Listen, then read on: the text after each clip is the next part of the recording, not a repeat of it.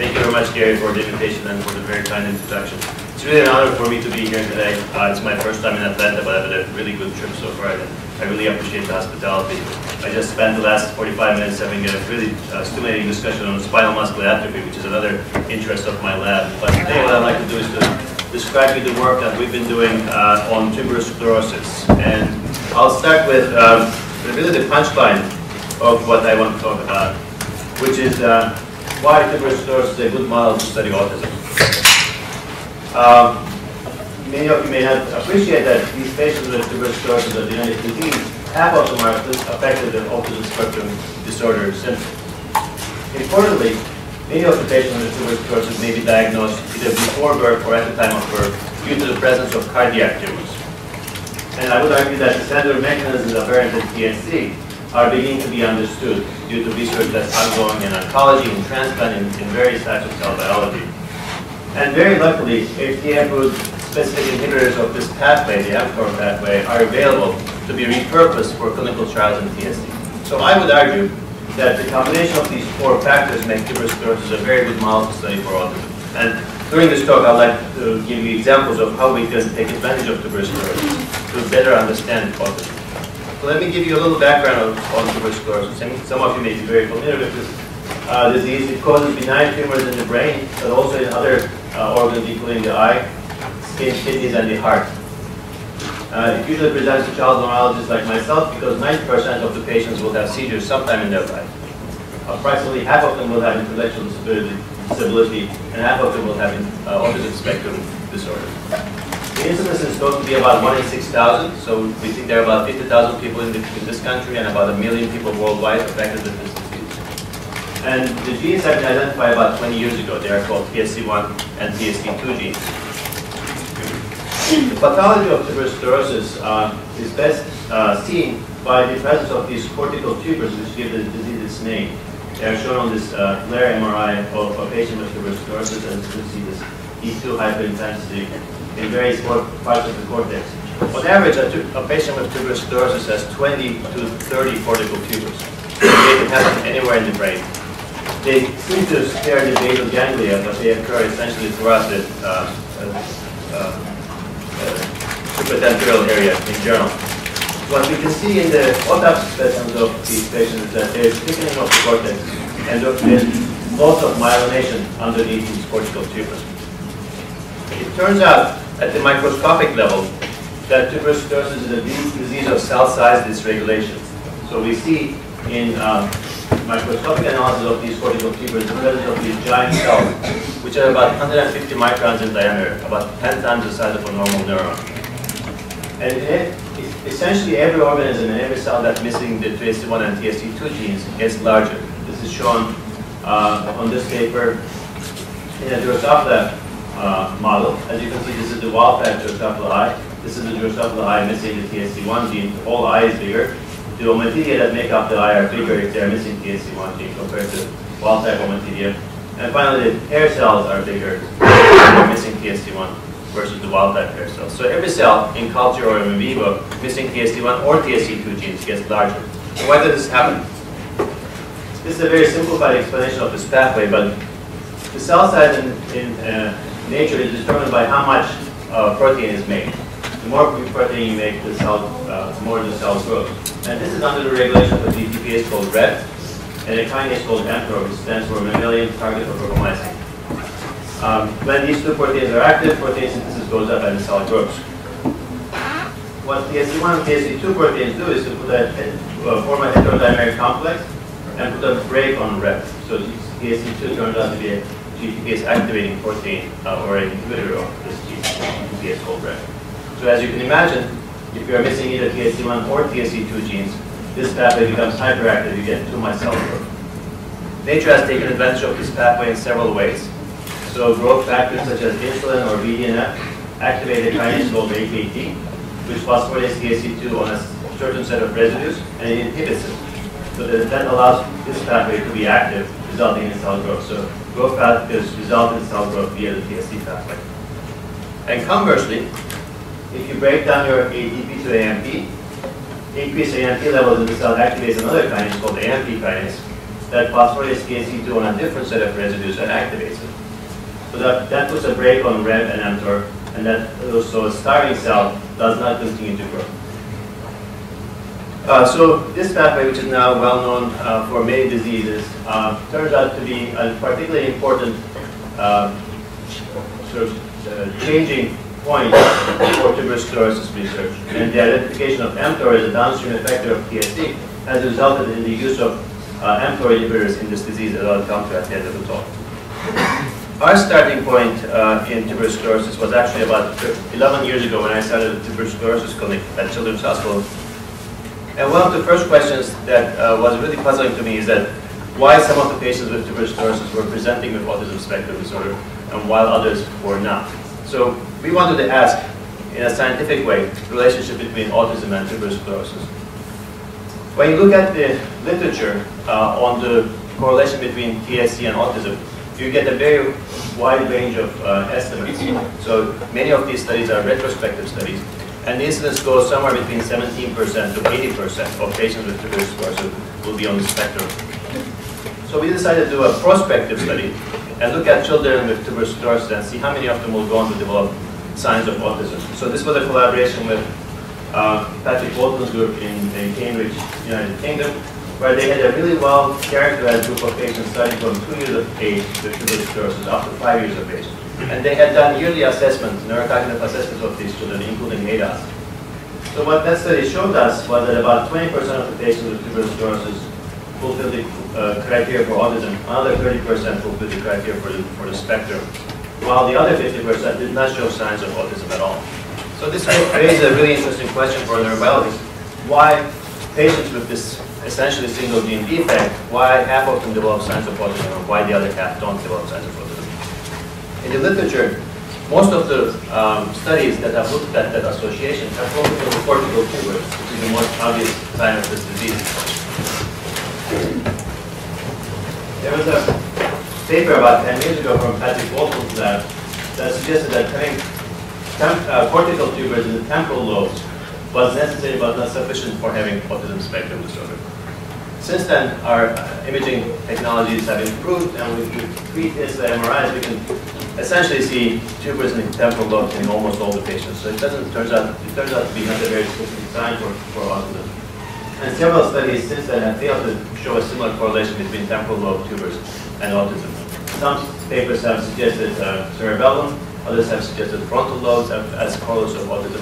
But I think that the jury is really out still with respect to the contribution of cortical tubers to autism in the TSC population.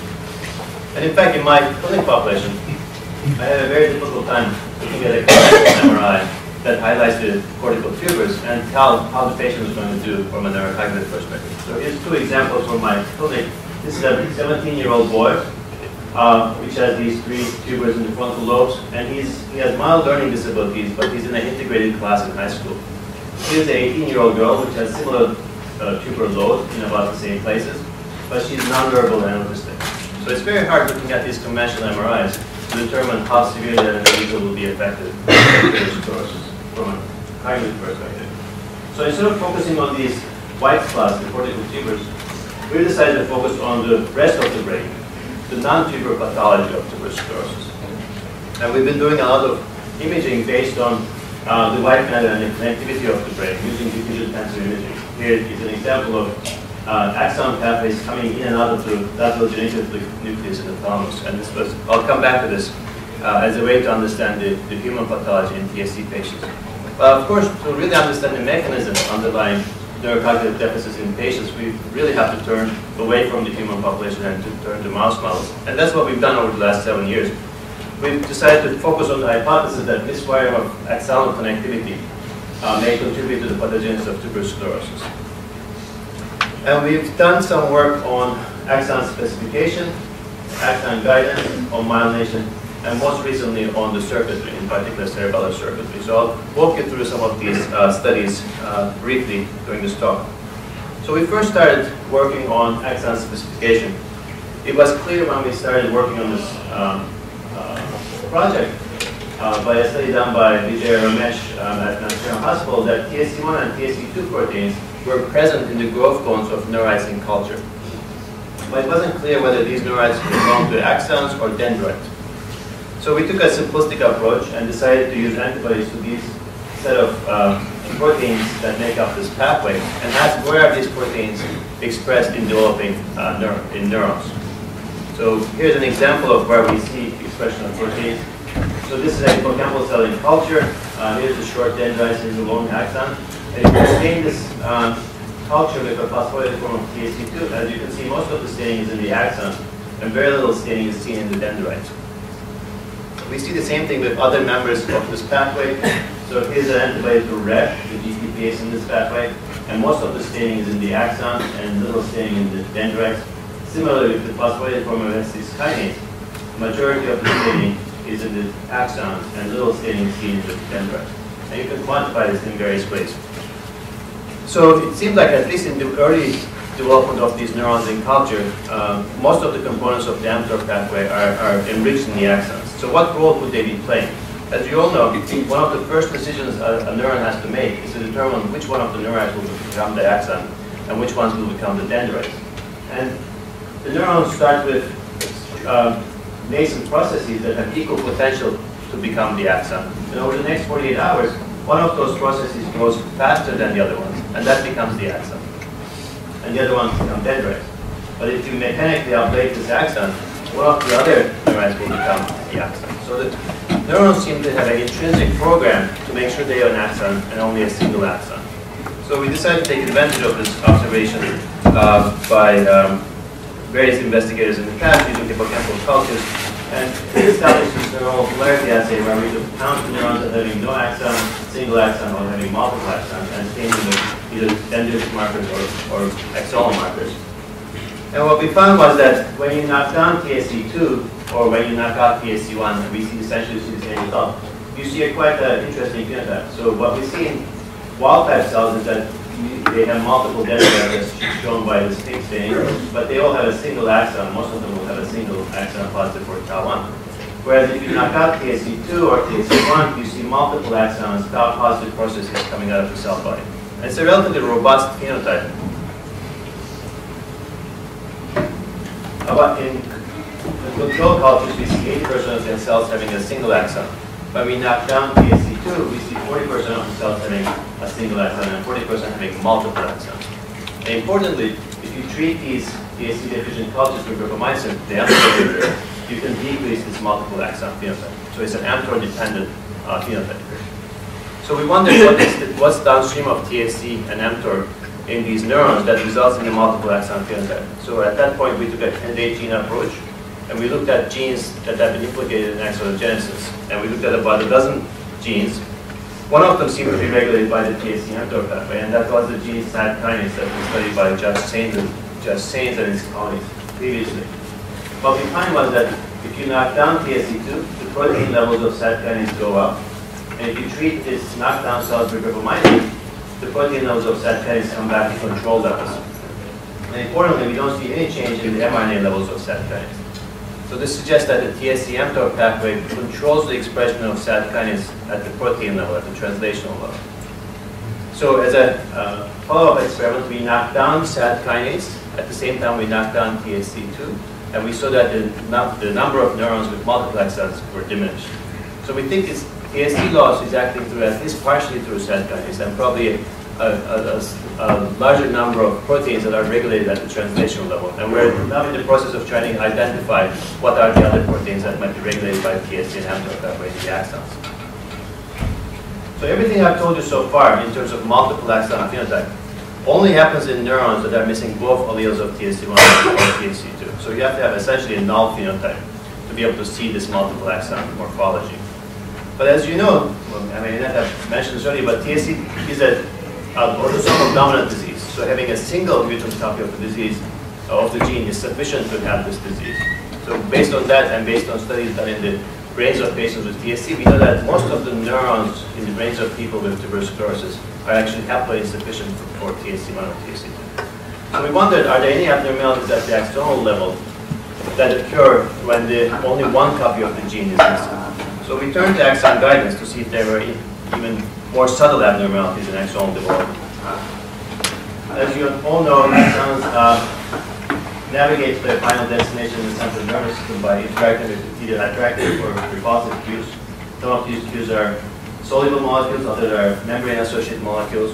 One of the best studied pathways in axon guidance is the projections from the retinal ganglion cells into their targets in the central nervous system, either lateral geniculate nucleus or superior colliculus. The advantage of this pathway is that the eyes are very accessible, so you can put different colored dyes into the eyes and look at where the axons are projecting to. And more importantly, the molecular determinants of these projections have been studied by various groups. So retinal ganglion cells express EPH receptors on their surface and on their axons, and target neurons express efferents. And this repulsive interaction between the efferents and the EPH receptors determine where the axons are going to end up in the final destination. So we took advantage of this pathway, and we injected different colored dyes into each eye and looked at where the projections were going. Previous studies had shown that contralateral projections take up the periphery of the LGN, and ipsilateral projections take up the center of the LGN. So we did that experiment using TSC heterozygous and wild-type animals. What we saw in the wild-type animals was, as previously described, as a well-compacted ipsilateral projection in the center of the LGN. When we look at the heterozygous animals that are just missing one copy of TSC2, you see an enlargement of the ipsilateral projection. You see some yellow dots suggesting there's overlap between ipsilateral and contralateral projections. And occasionally we see ectopic projections. You see almost 3 different projections within a single central projection.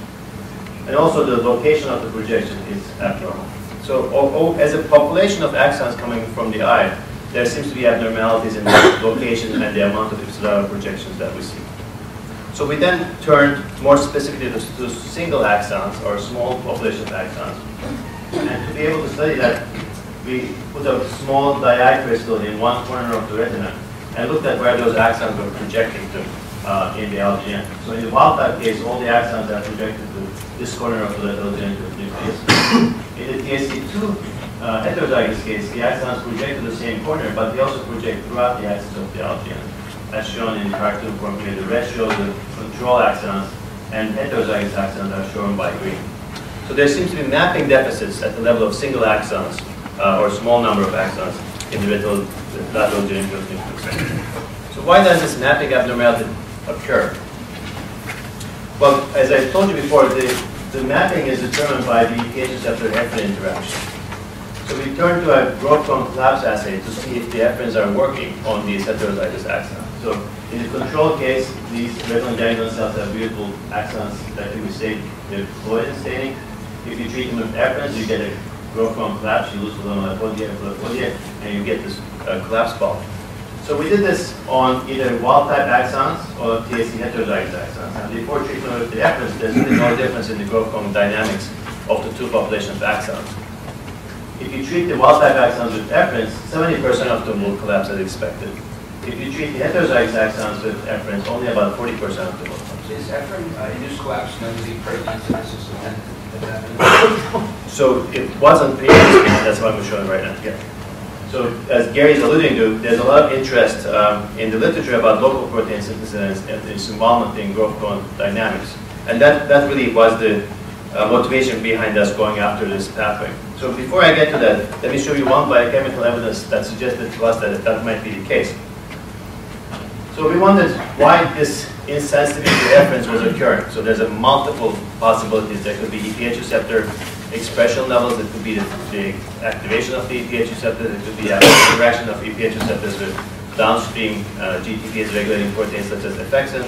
It turns out none of those things are true. We looked at each one of those possibilities. But to be able to get a clue on what's going on with efferent stimulation in these axons, we took wild-type axons and treated with efferents.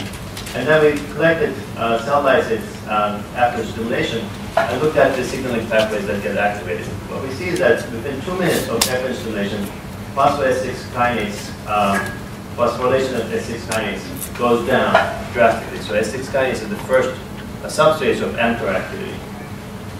And then within about 15 minutes, the phosphorylation of the ribosomal subunit S6 goes down. So these 2 proteins have been implicated in protein synthesis. And in this case, we're seeing a marked reduction in the mTOR pathway activation and its phosphorylation of the substrate. within a very short time period. Importantly, we see this simultaneously as the ERK phosphorylation also goes up. And in non-neuronal cells, it's been shown that ETH receptors can regulate ERK through activation of RAS gap. So we wonder that that might be the connection between the ETH receptors and the ERK pathway. But as Larry alluded to, there's a lot of interest in local translation of cytoskeletal proteins. And within the last decade or so, much of the studies looking at axon growth and axon growth form dynamics have found a role for local protein translation in this process. So to be able to look at that more directly, we took advantage of a compartmentalized chamber system. This is a sort of modified Boyden chamber where we place the cell bodies on an insert that contains tiny holes such that the cell bodies cannot go through these holes, but the axons can go through these holes. That allows us to then scrape off the cell bodies and leave us with just the neurites in the bottom compartment. Depending on the cell culture system you use, you can get either purified axons or you can get a combination of axons or dendrites. But for our purposes, we are really looking at the population of neurites from the hippocampus. And then once you have this relatively purified population of neurites, then you can put S35 methionine in this culture medium and ask what is the de novo protein synthesis in these isolated neurites. The advantage of this system is that it gives us a large enough population of neurites so that we can look at biochemical changes in protein synthesis.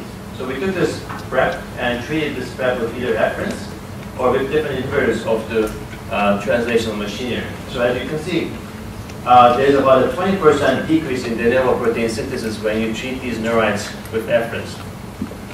And there's about a 30% decrease in protein synthesis when you treat these neurites with rapamycin, the mTOR inhibitor. So approximately 30% of the protein synthesis, we would argue, that occurs locally in the neurites is mTOR dependent. Now, to be able, this is a population analysis at the biochemical level, but can we show the same thing using single cell assays? And we turn to the FRAP assay that's been used by Gary's lab and Jeff Swiss and others. This is a GFP fusion protein, which is a myristoylated GFP, so it doesn't diffuse. It does it's fused to the 3' UPR of beta-actin, so that allows us to look at local translation in the growth cones. So what you can do is to, once you express this reporter construct, you can then use later observation of the fluorescence in a portion of the axon and then look for the recovery after treatment. And in about 20 minutes, we get about 60% of the fluorescence to come back under control conditions. If you use translational inhibitors like ensomycin, you can markedly reduce the amount of recovery that you get in these growth cones. So we did this experiment. As you can see here, ensomycin can retard local protein synthesis coming from this beta-actin reporter construct. But at the same time, when we do this experiment with efferents, you can see that there's a retardation of protein synthesis with efferents as well. So using a combination of both the Boyden chamber assay and the FRAP assay, I think we can argue that the efferents can regulate local protein synthesis in the axon. So here's our working hypothesis. Under normal conditions, let's say with stimulation of growth factors such as BDNF in the culture medium, you get activation of the AKT pathway and the ERK pathway. They both phosphorylate and inhibit TSC complex. That results in activation of mTOR, and you get more protein synthesis, growth, and elongation of the neurite. When you have repulsive ligands, in this case efferents, for instance, then ETH receptors get activated. They inhibit ERK through RAS gap, we believe, which inhibition of ERK results in activation of TSC, which ERK is usually inhibitors of TSC. That results in a reduction in mTOR activity, and then that results in retraction and collapse response. That contributes to retraction and collapse response. Of course, if you don't have TSC in a cell that's, for instance, as we see in the disease case or in the mutant cell study, then activation of the ETH receptors does not communicate to the mTOR pathway, and you get exuberant growth and abnormal collapse resistance. So that's our working hypothesis. Like I said, we're very interested in understanding what are the roles of this mTOR pathway and what are the downstream effectors of mTOR in the axons that result in this abnormal growth hormone collapse. So the question is that, if I remember correctly, the ensomycin application alone doesn't really cause rapid collapse and growth. I mean, probably over long term, I don't think the effect is as quick as after. So the idea here is actually shut down the translation, cause the collapse. Right. But if you do the azithromycin or cyclopentazolide, I don't remember they actually collapse right away. They probably don't. We haven't done that particular experiment in that particular case. It does cause collapse, I think, over a period of time. I think the important thing to realize is that mTOR probably does a number of things, and I would argue that we think, based on some preliminary experiments, that the proteins that are regulated by mTOR is a subset of proteins. It's not just by decreasing overall protein synthesis by 30%.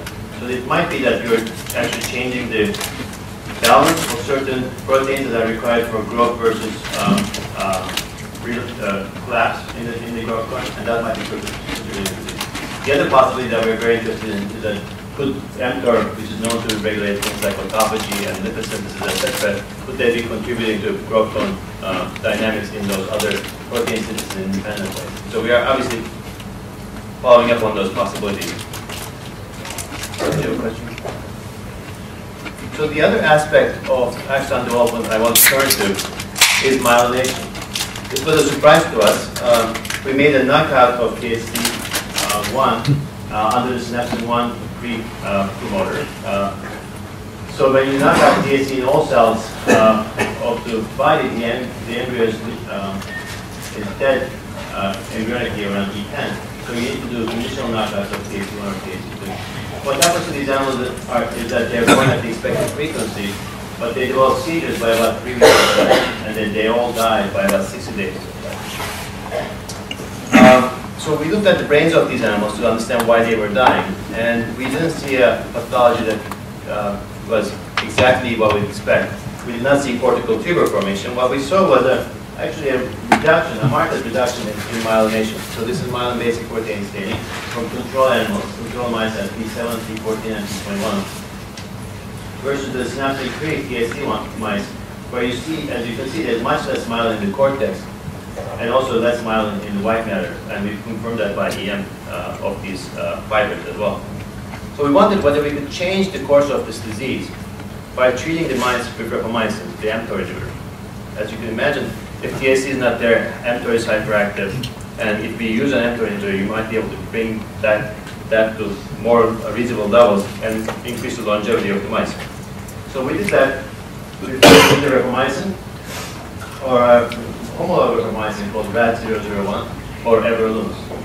So here's the untreated animals. As I told you before, they all die by 60 days of life. If you treat them with rapamycin starting at P7, 90% of them survive as long as you keep them on the medication. And we see the same, almost same thing with the other homologs. If you stop the treatment at 30 days, the animals start dying around 60 days. So maintenance of mTOR inhibition seems to be required for longevity of these mice. I should say, they also don't have any seizures, which we think is the main cause of mortality in these mice. So you may ask, what happens to myelination? So here's the control brain, here's the mutant brain, and here's the mutant brain or rapamycin. As you can see, most of the significant portion of the myelination seems to come back on these mice. And if we take them off the rapamycin, myelination is also deteriorating. So we are very interested in understanding, in this case, the interaction between the TSC deficient axons and the oligodendrocytes, which are wild type. So in this case, we believe that the hypomyelination phenotype we're seeing is determined by the loss of TSC in the axon. So there needs to be some kind of communication between these two cell types. And that's a really non-autonomous effect of TSC that we're very interested in understanding. And the other important reason for this is that, as you know, myelination is mostly postnatal, so it may actually give us a time of intervention in these patients that may not be open to other neuronal abnormalities that we see in these patients. Now, in the rest of the talk, I want to turn to a more specific aspect of autism that we see in these mouse models. Any of you that come into contact with patients with autism will realize that much of the behavior of these patients is what we would expect from typically developing children. That they can eat, they can kick, they can scream, they can do all of the things that you would need good synapses for. So it's not all the synapses in the brain that are abnormal in these children. So So there has to be some specificity as to why these children are having difficulty, particularly with social interaction and language. So one would postulate, at least from a neurologist perspective, that there would be some specificity to the neural circuitry underlying autism. That it's not all, inhibitory and excitatory imbalance in all the synapses in the body, but at least in some specific subset of this cell. So for that, we postulated that there might be certain nodes in the brain that are responsible for autistic features, and we could potentially manipulate the expression of TSC in subsets of neurons in the brain and see if we can induce autistic-like behaviors in these mice. So we turned to a part of the brain called cerebellum. And you've probably heard from Mike Gambello and others here that they've also studied cerebellum in the TSC mouse models, and they have very similar results. So I'll just describe to you our result with these mice. So cerebellum is a part of the brain that for neurologists is mostly a motor center, but over the last 2 decades or so it's become clear that there are non-motor functions of cerebellum. It's been implicated in executive function, in language, attention, working memory, and various types of behavior. And in neuroimaging studies, there have been abnormalities found in autistic individuals in the cerebellum, especially in the white matter and in the vermis of the cerebellum. And studies that have been done in the pathology, neuropathology of patients with autism are really not that many, but the few studies that have been done by Margaret Bowman and others have implicated cerebellum consistently, especially the Purkinje cell loss has been seen in almost every study that's been done in the neuropathology of these patients. Of course, in human pathology specimens, it's very hard to tell whether it's a direct effect or indirect effect. Is it due to the drugs that they're exposed to, etc. So it's very hard to draw etiology conclusions from the studies, but it's been implicated from a pathology perspective. And very interestingly, a study from Boston Children's Hospital a few years ago looked at newborns with isolated cerebellar hemorrhage. So the rest of the brain is normal in these newborns, but they have a hemorrhage in just the cerebellum. Those children turn out to have a very high risk of developing autism. 37% of them will go on to develop autism with just a hemorrhage in the cerebellum. So all these things suggest that cerebellum may have a specific involvement in autism. Cerebellum also has been studied in autism in TSC. It turns out that about 30% of the MRI that we see in TSC patients show cerebellar lesions, even though on the bedside exam we don't see ataxia or any other cerebellar signs in these patients. There's at least 2 papers that suggest that cerebellar pathology correlates with autism in patients with TSC. And then a very interesting study, a PET scan study done on TSC patients with and without autism, showed hypermetabolism in the deep cerebellar nuclei. So just to remind you, cerebellar cortex inhibits the deep cerebellar nuclei. So if hypermetabolism in the deep cerebellar nuclei would argue that the cerebellar cortex is not functioning normally, or there's hypofunction of the cerebellar cortex. So we wondered whether cerebellar dysfunction contributes to the pathogenesis of autism spectrum disorders in TSC. And this is a study that was spearheaded by a very talented postdoc in Peter Tsai. What Peter did was to use an L7 crete to induce recombination of TSC1 gene starting at T6 in mice. And these mice actually are born at the expected frequency. They have normal lifespans, and their weights are comparable, so they're relatively healthy. So we looked at frequency populations of mice, control litter mates, heterozygous mice, so missing a single copy of TSC1 in the Purkinje cells, and mutant mice, which are null for TSC1 in the Purkinje cells. First, we wanted to make sure that we were only looking at loss of TSC in the cerebellum, so we used a reporter construct, and as you can see, there's laxity staining just in the Purkinje cells and very few other cells throughout the rest of the brain. If you have loss of TSC, you should have hyperactivation of mTOR, and that's exactly what we see. The mutant brains have hyperactivation of mTOR as shown by phosphatase 6 stain in the Purkinje cells, but not in the other parts of the brain. So what happens to these mice pathologically? Well, it turns out the heterozygous Purkinje cells look quite fine. Their numbers are normal as far as we can tell. But the mutant or null knockout of TSC1 results in enlargement of the Purkinje cells and then a decrease in the number of Purkinje cells, starting around 2 months of life. About 2 months, half of them are gone. By about 4 months, 75% of them are dead. Why do they die? We think they die from apoptosis due to ER stress, endoplasmic reticulum stress, and oxidative stress. we had shown previously that if you're missing TSC1 or TSC2, you get a hyperactivation of the ER stress pathway and the oxidative stress pathway in hippocampal cells. And we see the same thing in the Purkinje cells. And there's a concomitant increase in caspase staining. So these cells that we think are dying because they make too much protein that clogs up the ER, which results in ER stress, and that results and contributes to apoptosis. So how about these mice in terms of behavior? So we are very interested in autism. So how do you study autism in mice? As you all know, Jackie Crowley's three-chamber apparatus has become sort of a gold standard ADAS-like tool for mice. You put the mice in the middle chamber. Wild-type mice will prefer to spend more time with a live mouse versus an object. And you can then put a novel mouse in this chamber, and normal mice would spend more time with the novel mouse versus the familiar mouse. So that's the two-step analysis of social approach and social novelty in the mice. So we use that pretty well accepted paradigm for our mice. In the control mice, control dinner mates, we saw that mice spend more time with the novel animal versus the novel object, but our heterozygous and non-mutants did not show that preference. And we looked at social novelty. The control mice spend more time with the novel animal versus the familiar animal, and our heterozygous and mutants did not show the same significant preference. We wondered whether this could be due to motor abnormalities that these mice develop. So as the Purkinje cells start dying, these mice do develop ataxia. So we measured their motor activity, looking at locomotor activity and distance traveled. There's really no difference between three genotypes. Aside from social interaction, a second aspect of autism, as you know, is that there's repetitive behaviors. And one of the ways of looking at repetitive behaviors in mice is looking at self-grooming. So these heterozygous and non-mutants actually have significant more self-grooming versus controlled litter mates.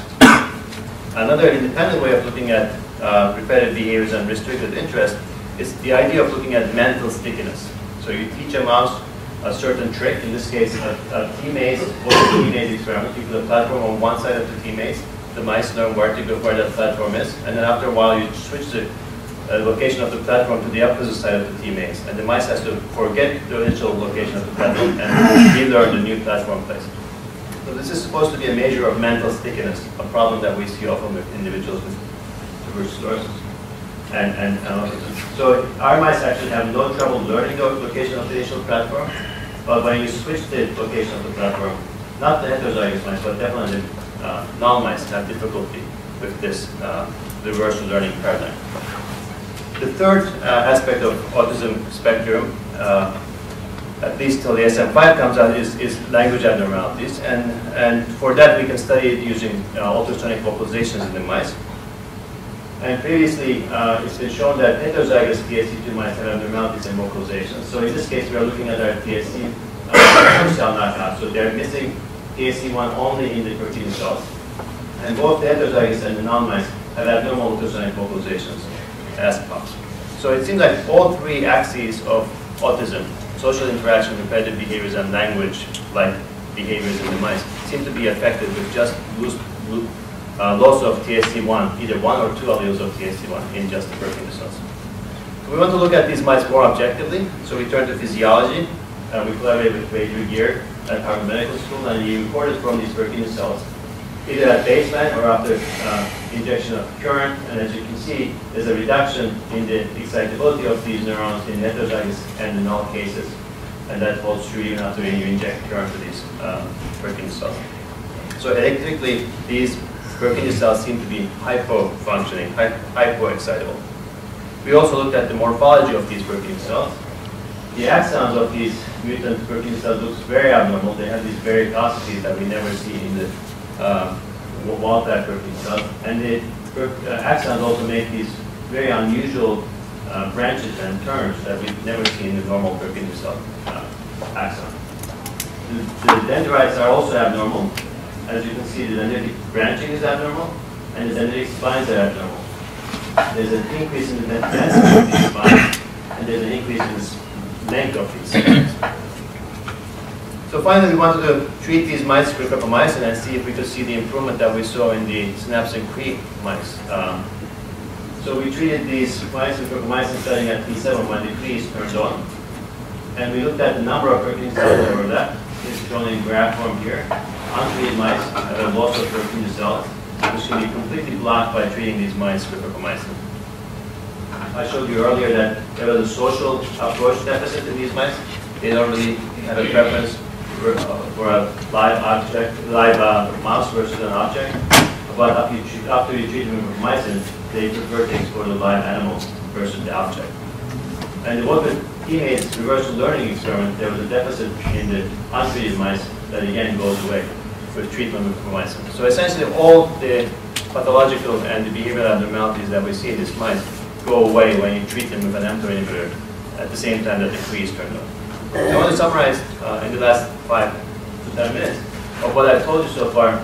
TSC pathway components are expressed in axons, and they seem to be important for determining axon specification. Just missing a single copy of TSC can lead to axon guidance defects, at least in the retinogenic system, but also in other axon pathways. The neuronal deletion of TSC results in myelination defects, and we're very interested in understanding the molecular mechanisms underlying this interaction between the axon and the oligodendrocyte. And finally, I would argue, and I think this is supported also by my Campbell's results, is that protein cells are a crucial part of the neural circuitry underlying autism. We're not saying that they are the whole story, but at least they seem to be a node that is involved in the circuitry of autism-like behavior in mice. So we would like to use that as a starting point to determine the rest of the circuitry in the brains of these mice. So this is all mouse work. What does it have anything to do with the patients that we take care of? Well, it turns out that one of the leading hypotheses for autism these days is that autism is a developmental disconnection syndrome. That there's either too much connectivity or too little connectivity of the regions of the brain that are involved in language and social interaction, and that results in autistic-like behavior. So if that's the case, I think our results from the mouse models of TSC are very much in line with what we would expect from autism in patients. But what's really unique about TSC in the autism spectrum population is that many of these patients can be diagnosed before birth or at the time of birth. These children develop cardiac tumors that can be easily seen on a fetal ultrasound or a newborn echocardiogram. And if you have multiple cardiac tumors, the chances of having TSC is about 95%. So without any genetic testing, we have a biomarker, an imaging biomarker for making the diagnosis of this genetic disease. So I think that's an extremely useful tool, and taking advantage of this finding, we wanted to ask a very simple question. Can we detect which infants born with tuberous sclerosis will go on to develop autism? Similar approaches are being taken, as you know, in SIPs of patients with autism, but in this case we have about a 50% chance of developing autism, so it's a really high-risk population. So we're using a combination of neurocognitive assessment, diffusion tensor imaging, and neurophysiological assessment of face processing with Chuck Nelson. And I don't have the results of all these. Work is still ongoing, but I'll show you one preliminary data we have from diffusion tensor imaging. As you know, diffusion tensor imaging takes advantage of the diffusion of water molecules in the brain of live patients, and in this case we looked at the corpus callosum in 3 groups of patients. These are typical developing controls, age-matched TSC patients with no signs of autism, and then TSC patients with autism. And as you can see visually, there's really no difference between these 2 groups, and you can quantify the fractional anisotropy, which shows the microstructure of these projections, and there's really no quantitative difference between these 2 populations either. But the TSC patients with autism seem to have much less organization of these corpus callosum tracts. We don't think abnormalities in the corpus callosum is the cause of autism in these patients, but I think they might be an interesting biomarker. We've since looked at language pathways such as the arcuate vesicles using the same analysis technique, and we see abnormalities in the language pathways very similar to this. So this is our one-site study. It's made up of about 40 patients in the TSC population about autism. So we wanted to expand it to a much larger population and do this study prospectively. So we've been awarded one of the Autism Center of Excellence Network grants, and we're collaborating with Cincinnati, UCLA, University of Texas at Houston, and Alabama to have a network of centers that are going to be collecting TSC patients that will undergo neuropsychological testing, diffusion tensor imaging MRI, and high-density EEG to see if we can identify early markers of autism in these patients that correlate with our findings in the mouse models. I think this is very important to be able to tell families of newborns with tuberous sclerosis whether the patient is in the high-risk group or in the low-risk group. Because if we have that kind of data, such as oncologists do these days with tumors, we may be able to treat them differently depending on what group they're in. But more important than knowing what the prognosis is, I think, is there something we can offer these patients that will change the course of the disease? So as a first step in that direction, we've turned to mTOR inhibitors. Because in mouse models, mTOR inhibitors look very promising. I showed you earlier that we can improve myelination and seizures in our mouse model, the synapse green, knockout of PSC1. Michael Wang from WashU has shown that in his knockout of PSC1 in astrocytes that are neurons, he can also prevent or stop seizures. Alcino Silva's lab showed that you can improve learning, hippocampal-dependent learning, in a mild mouse model of PSC2. And then I showed you data suggesting that we can prevent autistic features in our cerebellar knockout. So based on these very promising results, we've started a phase 2 trial that I'm heading with Darcy Kruger at Cincinnati. This has been going on for about 1.5 years, and it's going to be done by the end of 2013. It's a phase 2, randomized phase 2 trial of an mTOR inhibitor in PSC, and we're looking at as the primary endpoint in neurocognition. We thought that was the most quantitative endpoint that we could choose. We're enrolling patients between the ages of 6 and 21 with tuberous sclerosis with an IQ greater than 60, so we can actually apply neurocognitive tests to these patients. This is a really important problem in studying neurocognitive diseases such as Rett syndrome, for instance, where there's sort of a floor effect that you can't study. You can't even do neurocognitive testing in many of these patients. So we've chosen a relatively high-functioning group of patients with tuberous sclerosis in this case. It's a randomized placebo-controlled double-blind study, because I think that's the only way you can do these kind of studies in neurocognition. We're aiming for 50 or so patients from 2 sites. We're doing neurocognitive testing at baseline and then every 3 months for a total of 6 months. We're also looking at autism with SRS and ADAS. We're looking at seizure frequency, and we're looking at sleep abnormalities, which is another story that I could spend some time talking about, but it's a very common problem in patients with tuberous sclerosis. So hopefully, in about a year, we'll have results from this study to see if there's a signal in which we can improve the neurocognition in patients with tuberous sclerosis with mTOR inhibitors. So I'll stop here and acknowledge the people who've done the work. Peter Tsai was the first author of the study on the cerebellum. Duinier was the postdoc that did the work on axon guidance. William Lewis was a medical student at Harvard that did the work on diffusion tensor imaging. And Julia Khan was a graduate student that did the work on myelination. I'd like to acknowledge our many collaborators that made these studies possible and funding sources. Thank you very much.